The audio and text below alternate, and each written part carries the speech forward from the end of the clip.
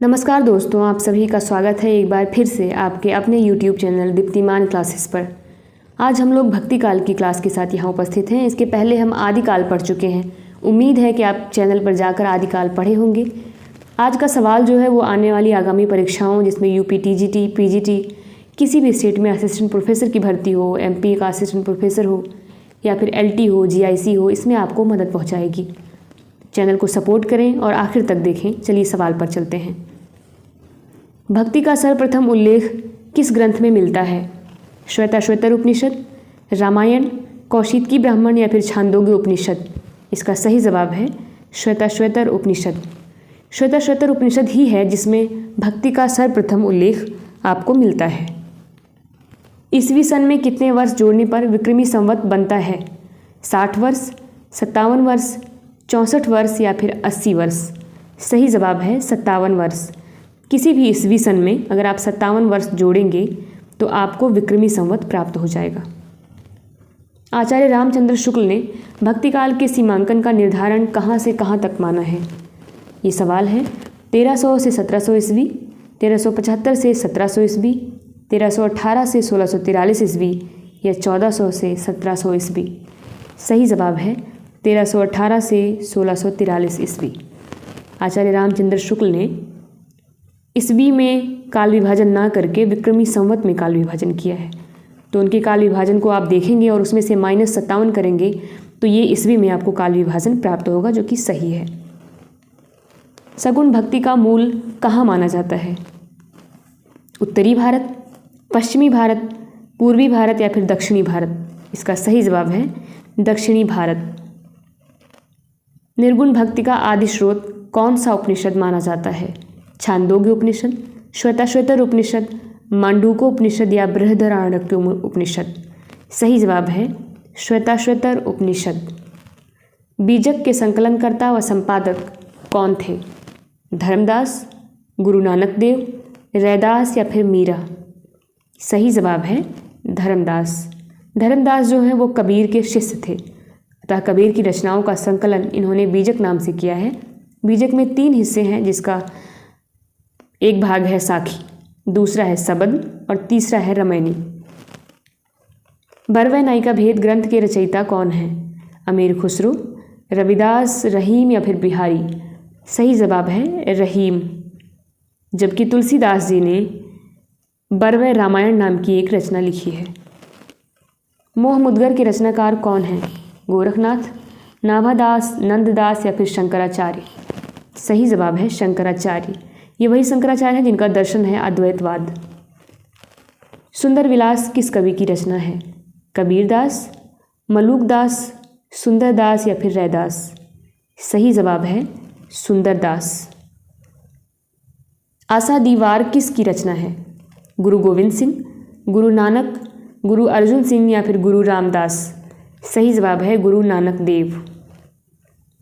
हरड़े बानी किसकी रचनाओं का संग्रह है? सुंदरदास, दादू दयाल, रैदास या फिर रज्जब? आपका सही जवाब है दादू दयाल। रज्जब किसके शिष्य थे? कबीरदास, सुंदरदास, रैदास या फिर दादू दयाल? आपका सही जवाब है दादू दयाल।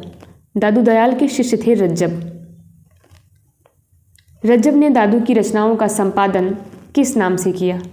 हरड़े बानी, सोहिला, अंगबधू या फिर की जपुजी? आपका सही जवाब है अंगबधू। निर्गुण संत कवियों में सर्वाधिक सुशिक्षित व शास्त्रज्ञ संत कौन थे? कबीर, दादू, सुंदरदास या फिर रज्जब? सही जवाब है सुंदरदास। प्रबंधकार कवि की भावुकता का सबसे अधिक पता यह देखने से चल सकता है कि वह किसी आख्यान के अधिक मर्मस्पर्शी स्थलों को पहचान सका है या नहीं। यह उक्ति किस आलोचक की है? परशुराम चतुर्वेदी, आचार्य रामचंद्र शुक्ल, हजारी प्रसाद द्विवेदी या फिर राम स्वरूप चतुर्वेदी? इस सवाल का सही जवाब है आचार्य रामचंद्र शुक्ल। गोरख जगायो जोग, भक्ति भगायो लोग पंक्ति किस कवि की है? तुलसीदास, गोरखनाथ, कबीरदास या फिर नाभादास? इसका सही जवाब है तुलसीदास। इसमें गोरख देखकर आप भ्रमित मत होइए, इसका सही जवाब है तुलसीदास। ये तुलसी की पंक्ति है। द्वैतवाद के संस्थापक कौन हैं? शंकराचार्य, वल्लभाचार्य, मध्वाचार्य या फिर रामानुजाचार्य? आपका सही जवाब है मध्वाचार्य, जबकि अद्वैतवाद के संस्थापक शंकराचार्य हैं। नामदेव जी की भक्ति किस प्रकार की थी? सगुण, निर्गुण, निर्गुण या सगुण दोनों, या कोई नहीं? इसका सही जवाब है सगुण और निर्गुण दोनों।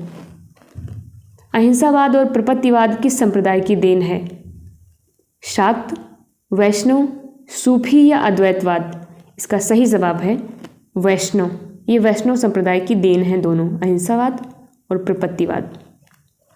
झिलमिल झगड़ा झूलते बाकी रही न काहू, गोरख अटके कालपुर कौन कहावे साधु? इन पंक्तियों के रचयिता कौन हैं? दादू दयाल, रज्जब, कबीर या फिर गोरखनाथ? सही जवाब है कबीर। अजगर करे न चाकरी, पंछी करे न काम, दास मलूका कह गए सबके दाता राम। ये किसकी पंक्ति है? दादू दयाल, मलूक दास, सुंदर दास या फिर रज्जब? सही जवाब है मलूक दास। दास मलूका कह गए, यहाँ आप मलूक से मलूक दास का पता लगा सकते हैं। रामावत संप्रदाय के प्रवर्तक कौन हैं? रामानुजाचार्य, कबीर, रैदास या फिर रामानंद? सही जवाब है रामानंद। श्री संप्रदाय के प्रवर्तक कौन माने जाते हैं? रामानुजाचार्य, मध्वाचार्य, रामानंद या फिर विष्णु स्वामी? सही जवाब है रामानुजाचार्य। रुद्र संप्रदाय के प्रवर्तक कौन हैं? विष्णु स्वामी, निम्बार्काचार्य, मध्वाचार्य या फिर रामानंद? इसका सही जवाब है विष्णु स्वामी। विष्णु स्वामी जो हैं वो रुद्र संप्रदाय के प्रवर्तक हैं। ब्रह्म संप्रदाय के प्रवर्तक कौन हैं? विष्णु स्वामी, कबीर, मध्वाचार्य या फिर रामानंद?